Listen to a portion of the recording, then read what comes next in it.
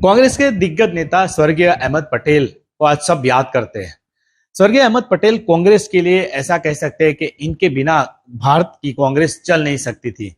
वैसे में अभी उनके जो बेटे हैं वो आज उनके जन्मदिन के मौके पे गुजरात के नर्मदा में आए हैं। इनसे बात करेंगे, उनसे पूछते हैं कि आज क्या कार्यक्रम आपने किया है। जी धन्यवाद।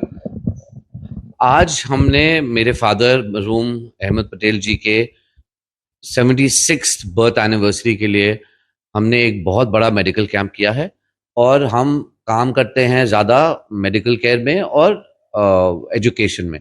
लेकिन आज का मेडिकल कैंप हमारा फोकस एरिया रहा है। एक तो आई डॉक्टर ऑप्थेमोलॉजिस्ट में हम पेशेंट्स को रजिस्टर करा रहे हैं, उनकी चेकअप्स करा रहे हैं और फिर उनके जो भी जितने भी पेशेंट्स को कैटरैक्ट की ज़रूरत है, कोई और सर्जरी की ज़रूरत है, हम उनको उनका सर्जरीज करेंगे। सिमिलरली गायनेकोलॉजी में भी हम मदर एंड चाइल्ड के लिए एक कैंप उसके बारे में भी है और बाकी के लिए जनरल फिजिशियंस आए हैं। हम ये पूरा मेडिकल कैंप मुफ्त में कर रहे हैं। मेरे फादर मरहूम अहमद पटेल हमारे आदिवासी भाई बहन की कम्युनिटी को बहुत प्यार करते थे और भरूच डिस्ट्रिक्ट में इनकी जो पॉपुलेशन है सबसे ज़्यादा है और हमारे यहाँ जागड़िया, नेत्रांग, सागपारा, देव्यापाड़ा ये पूरा ट्राइबल बेल्ट है और पापा ने तो यहाँ पर इतना काम किया है, 200-300 करोड़ से भी ज्यादा पैसे उन्होंने अलग अलग प्रोग्राम्स में करे होंगे। मैं भी यहाँ पर पिछले 15 साल से काम करते आ रहा हूँ। काफी समय से चर्चा में भी ये थे कि अहमद भाई के बेटे फैजल भाई राजनीति में कम देखते हैं, तो क्या आप कांग्रेस के अंदर पूरे मतलब आप फुल्ली एक्टिव करके कब कैसे कांग्रेस में काम करेंगे? देखिए नरेंद्र भाई, मैं तो बहुत सालों से एक्टिव रहा हूं और जैसे मेरे पिताश्री कहते थे कि समाज सेवा ही पॉलिटिक्स होती है और समाज के लिए, गरीबों के लिए जो मैं काम करते आ रहा हूं 2008 से, जो हमारा पब्लिक स्कूल है खरोड़ जो अंकलेश्वर में है, हमारा सरदार पटेल हॉस्पिटल जो और हार्ट इंस्टीट्यूट जो है, it's one of the best performing hospitals. जब हमने शुरू की थी 2015 में, ये पहला एमआरआई मशीन वहां आया था और हमारे स्टार डॉक्टर्स हैं कार्डियक में, न्यूरोलॉजी में। ऐसे टियर 4 सिटी में कहीं इंडिया में भी आपको इतना बढ़िया हॉस्पिटल नहीं दिखता है। और मेरा एक वोकेशनल ट्रेनिंग इंस्टीट्यूट भी है जहां पर हम इंडस्ट्रियल ट्रेनिंग करते हैं। तो आपकी जो बात, आपने कांग्रेस की बात करी और समाज सेवा की बात करी, मैं मानता हूं पॉलिटिक्स और समाज सेवा बिल्कुल एक ही चीज होती है। लोग शायद पॉलिटिक्स में आने के लिए गलत और अपने खुद के फायदेमंद के लिए आते हैं। मेरे फादर ने मुझे सिखाया है कि मैं लोगों के समाज के लिए काम करूं और मेरा फोकस एरिया है हेल्थ केयर और एजुकेशन। मैं अभी भी कांग्रेस पार्टी का एक मामूली पार्टी वर्कर हूं और मैं अभी कांग्रेस पार्टी में और भी काम एक्टिव ही रहता हूं। ये जो भी मैं समाज सेवा का काम करता हूं वो ऑटोमेटिकली कांग्रेस पार्टी को ही फायदा होता है इसके मेरे काम से। लेकिन बात करें तो जो राहुल जी की टीम है, तो राहुल जी की जो टीम के अंदर आप कम ऐसे मतलब फुल एक्टिव आप दिखाई देते हैं, और आप राहुल गांधी की जो राजनीति है उनको किस तरह से देखे, क्योंकि आपके पिताजी सोनिया जी के साथ थे। अभी जो है कांग्रेस में राहुल जी की जो राजनीति है उसको कैसे देखते हैं, राहुल गांधी की राजनीति को? देखिए, मेरे लीडर राहुल गांधी जी हैं और मैं मानता हूं राहुल गांधी एक निडर लीडर है। आप अगर आपने राजनीति देखी है पिछले जब से बीजेपी की सरकार 2014 में से आई है, राहुल गांधी जी ही सबसे बड़े ऑपोजिशन लीडर हैं। अपनी ओपिनियन उठाते हैं, अलग अलग मुद्दे पे बात करते हैं। मेरा मानना है कि राहुल जी एक निडर और एक बहुत पावरफुल लीडर हैं। अभी भी कांग्रेस में राहुल जी के बारे में ही और सब लोग राहुल जी की ही सपोर्ट करते हैं। तो मेरा मानना है कि वो एक बहुत निडर, पैशनेट और बिल्कुल अब उनकी जिंदगी एक साधु संत कैसी जैसी है। उनका कुछ अल्टीरियर मोटिव नहीं है। बस ऑपोजिशन में बीजेपी के खिलाफ जो भी मुद्दे आते हैं वो उठाते हैं ये मुद्दे। और मेरा मानना है कि फ्यूचर में भी राहुल गांधी जी हमारे देश के प्रधानमंत्री बनेंगे। आप राहुल जी की बात की, नरेंद्र मोदी जो प्रधानमंत्री है उनका शासन आपने देखा, क्या मानते हैं उनके शासन किस तरह का है? क्योंकि कई बार कहीं आपने बोला था कि उनके शासन के बारे में क्या कहेंगे? तो नरेंद्र मोदी जी हमारे देश के प्रधानमंत्री हैं और एक भारतीय नागरिक होते हुए हमें उनको सपोर्ट तो जरूर करना चाहिए। और अभी वो सत्ता में है। इसलिए जैसे अभी आपने देखा ऑपरेशन सिंदूर हुआ था, और मैंने बीच में इसके बारे में बाकी मीडिया हाउसेस से भी बात करी थी, और बहुत क्रिटिसिज्म भी आया था कि मैंने नरेंद्र मोदी जी के बारे में अच्छा बोला। देखिए, जो अभी ऑपरेशन सिंदूर हुआ वो हमारी आर्म फोर्सेस ने ही सक्सेसफुल बनाया, हमारी आर्मी, हमारी नेवी, हमारी एयरफोर्स। और उन्होंने जो बलिदान दिया, जो इंडिया की रक्षा करी ये पूरे पहलगाम अटैक्स के बाद, वो बहुत हमें गर्व होना चाहिए एक भारतीय नागरिक के होके, कांग्रेस के वर्कर के भी होके। हमें ये ऑपरेशन जो सिंदूर हुआ वो बहुत सक्सेसफुल हुआ, और नरेंद्र मोदी जी हमारे आर्म फोर्सेस के हेड हैं, प्रधानमंत्री हैं, तो उनको ऑब्वियसली उनको उसके सक्सेस के लिए उनको हमें जरूर उनको देना चाहिए कोई ना कोई नरेंद्र मोदी जी को इसके लिए हमें उनको कॉन्ग्रेचुलेशन करना चाहिए। और नरेंद्र मोदी जी जो भी हैं हमारे लीडर हैं, हमारे हमारे देश के प्रधानमंत्री हैं, और मैं मानता हूं कि जो भी वो करते हैं देश के भला के लिए ही करते हैं। यही हर पॉलिटिशियन का काम है कि देश के लिए भला करें, भला सोचें। और मैं मानता हूं ये नरेंद्र मोदी जी जो भी कर रहे हैं अपने देश के लिए कर रहे हैं, अपने देश के लोगों के लिए कर रहे हैं, और उनका उनका सबसे बड़ा काम यही है कि देश की रक्षा करिए, देश में इकोनॉमिक इम्प्रूवमेंट हो। जो हमारे देश में अभी जो तकलीफें हैं इन्फ्लेशन की, महंगाई की और अनएम्प्लॉयमेंट की, नरेंद्र मोदी जी वो मैं जरूर मानता हूं कि वो ये सब प्रॉब्लम्स को टैकल कर रहे हैं। तो उनका शासन आपको कैसा लगता है, अच्छा लगता है कि क्या कहेंगे? देखिए, हमारे देश में, और ये सेंट्रल गवर्नमेंट की भी प्रॉब्लम नहीं है, ये प्रॉब्लम है, ये बाकी स्टेट्स में भी प्रॉब्लम है। आप जानते हैं हमारे देश में अनएम्प्लॉयमेंट, बेरोजगारी, महंगाई और भ्रष्टाचार, ये बस पूरे देश में हमारी ये प्रॉब्लम है। और जो हमारी इंस्टीट्यूशंस हैं, कॉन्स्टिट्यूशनली बैक्ड इंस्टीट्यूशंस में, वहां पर भी तकलीफें हैं। हमें एक नागरिक होके, मैं तो पार्टी वर्कर हूं कांग्रेस का भी, और जो भी अगर गवर्नमेंट जो भी पावर में होते हैं, हम अभी ऑपोजिशन में, ये हमारा हक है कि हम ये जो भी प्रॉब्लम्स अभी देश में है, और बहुत तकलीफें हैं हमारे देश में, जो गरीब लोग हैं और गरीब होते जा रहे हैं, महंगाई इतनी ज्यादा है, और अनएम्प्लॉयमेंट में भी बहुत तकलीफ है, बहुत लोगों को रोजगारी नहीं मिल रही है। तो नरेंद्र मोदी जी और राहुल जी का बिल्कुल अलग फंक्शनिंग स्टाइल है।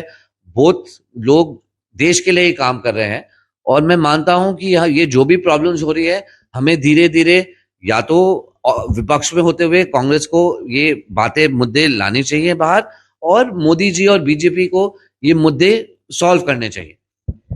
दूसरी बात करेंगे फैसल भाई के, आमतौर पे जो अभी जो राजकीय नेता मतलब पॉलिटिक्स की बात करें, तो आप अपने आप को कहाँ देखते हैं? जैसे कि कांग्रेस लीडर है, आप बोल रहे हैं आपके, लेकिन बड़ा काम कुछ करना है, अच्छे से सेवा करनी, तो राज्यसभा या लोकसभा में जाना पड़ेगा।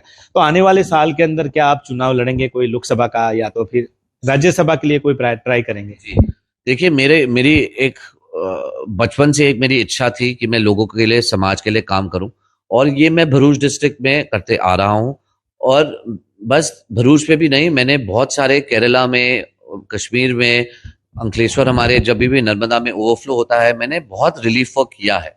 और भरूच में मैंने बहुत काम किया है, हमारे मेरे सब संस्थाओं के बीच में से मैंने लोगों की बहुत सेवा की है। पार्टी वर्कर्स, लोग मुझे बहुत प्यार करते हैं, पसंद करते हैं, और उनको मेरा काम बहुत अच्छा लगता है। मेरा बचपन से एक, आप सोचिए, एक ख्वाहिश थी कि मैं जो भी समाज के लिए जो मैं काम करता हूं, मैं एक बड़े प्लेटफॉर्म में करना चाहता था। और यही मेरी इच्छा है कि मैं एक दिन गुजरात असेंबली में आऊं, या पार्लियामेंट में, लोकसभा या राज्यसभा मेंबर आके करूं, ताकि जो मेरी दिशा है, मेरी जो विजन है, जो हेल्थ केयर में, एजुकेशन में और आर्टिफिशियल इंटेलिजेंस में है, अगर मैं जो छोटे फॉर्म में अभी मैं भरूच में कर रहा हूं, मुझे जरूर पार्लियामेंट में आने के लिए, लोकसभा में, राज्यसभा में या असेंबली में आने में की मेरी बहुत इच्छा है, ताकि मैं पॉलिसीज और बिल्स, बड़े बड़े मुद्दे के लिए मैं उनको अफेक्ट कर सकूं, और मैं मदद कर सकूं लोगों की हेल्थ केयर, एजुकेशन में और आर्टिफिशियल इंटेलिजेंस में। ये मेरे 3 बड़े बड़े सोच हैं, और मैं चाहता हूं कि मैं पार्लियामेंट में आऊं या असेंबली में आऊं, लोगों की सेवा करने के लिए फॉर्मली।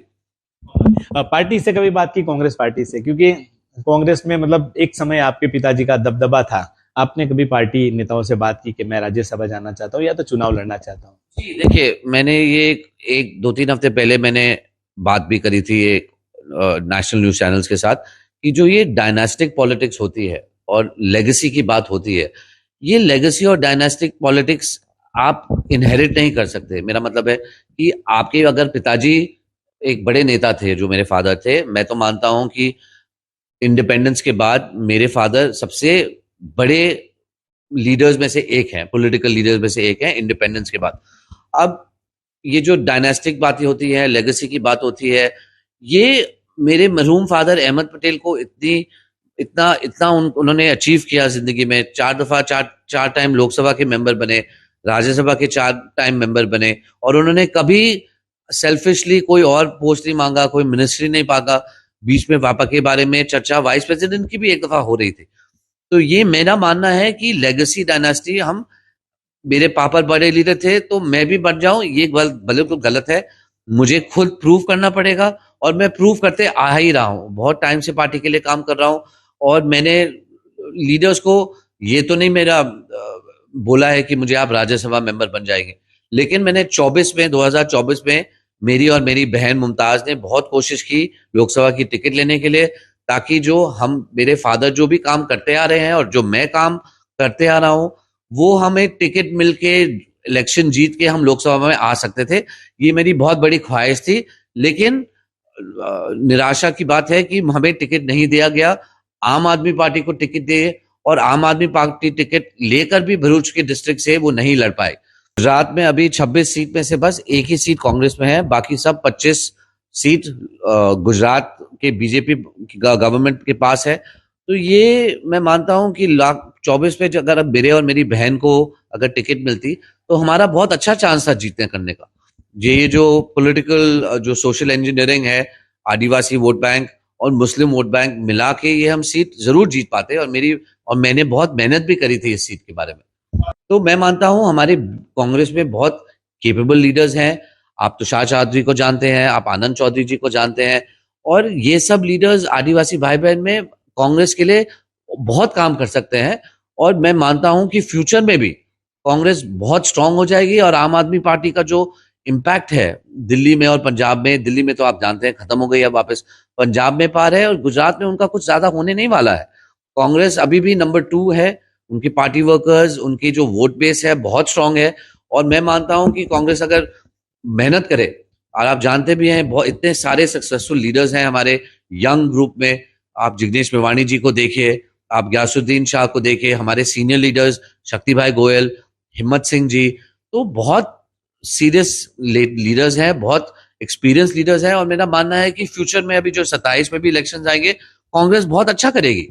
एक आपने जो बात की, तो अभी जो खास मुद्दा देश में चर्चा में है, राहुल गांधी ने जो मुद्दा उठाया है वोट चोरी का, मतलब कि वोट जो चुनाव है उसके अंदर मैनिपुलेट किया जाता है और चुनाव बीजेपी जीतती है, ऐसा उनका आरोप है। क्या कहेंगे इसके बारे में? देखिए, ये मुद्दा बहुत टाइम से चल रहा है, कांग्रेस पार्टी बोलते आ रही है, और मैं भी ये मानता हूं।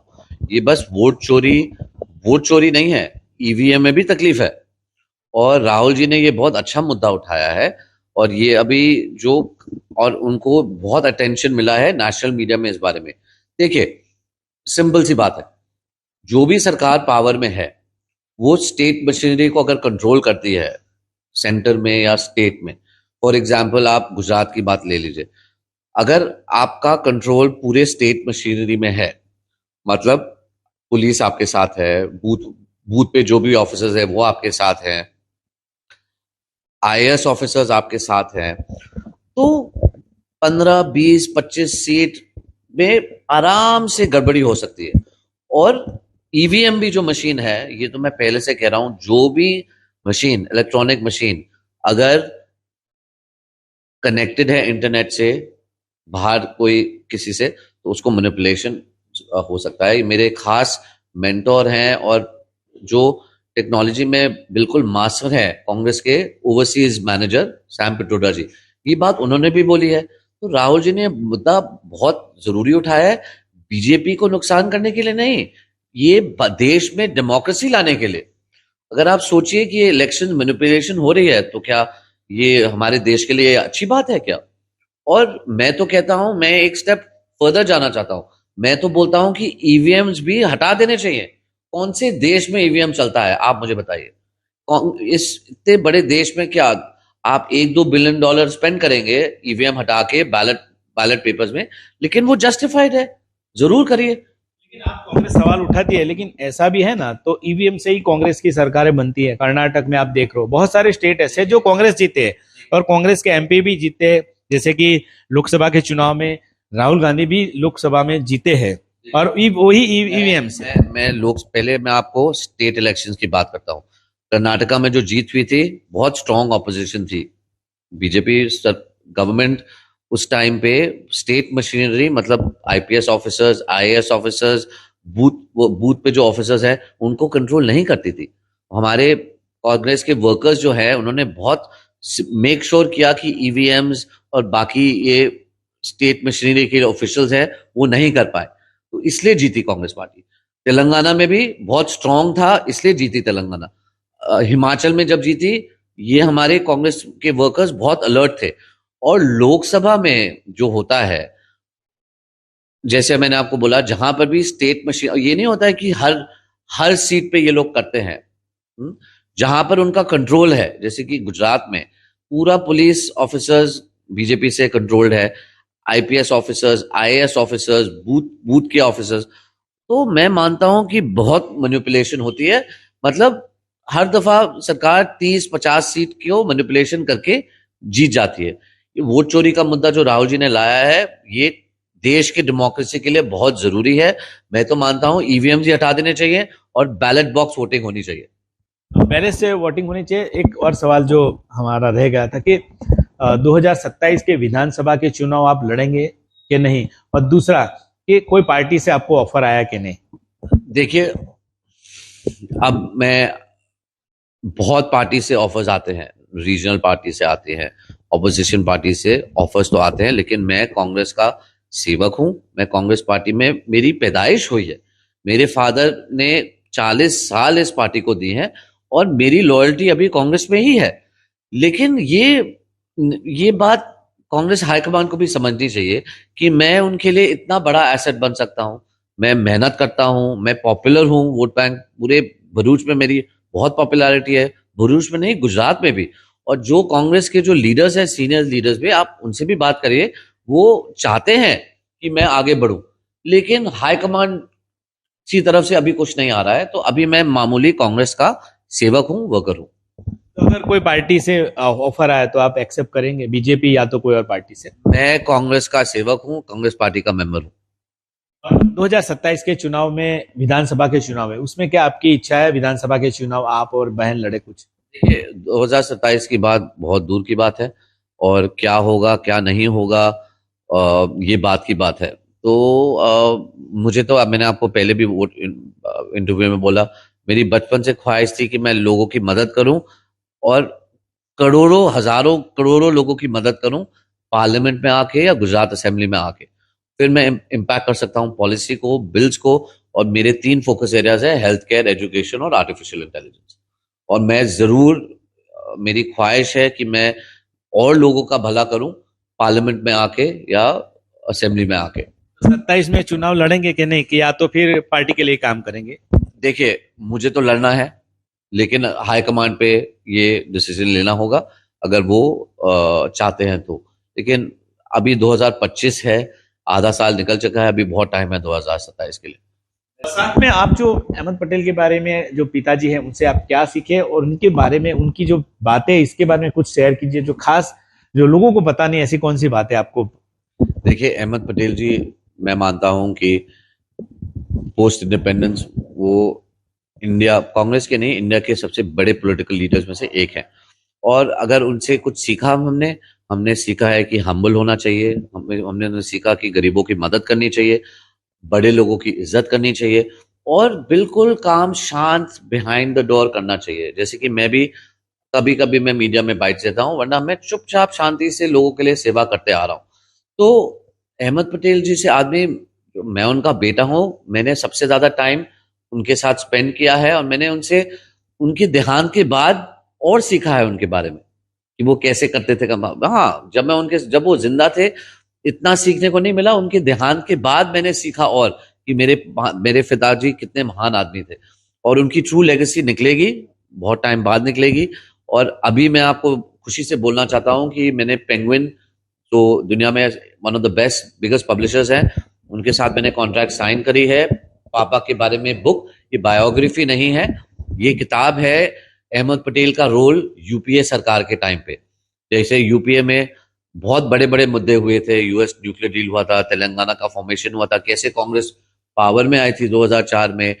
थोड़े कंट्रोवर्शियल सब्जेक्ट्स भी हैं, कॉमनवेल्थ गेम्स स्कैम। तो मैं चैप्टर बाय चैप्टर ये सब सिचुएशंस के बारे में, अहमद पटेल का रोल क्या था, ये मैं लिखने जा रहा हूँ। 70,000 पेज वर्ड्स का मुझे मैन्युस्क्रिप्ट पेंगुइन को दिसंबर में देना है। और मैं आशा करता हूं कि अगले साल मिड साल में ये किताब निकले। ये बस इंग्लिश में नहीं होगी, हिंदी में भी, गुजराती में भी ट्रांसलेशन होगी।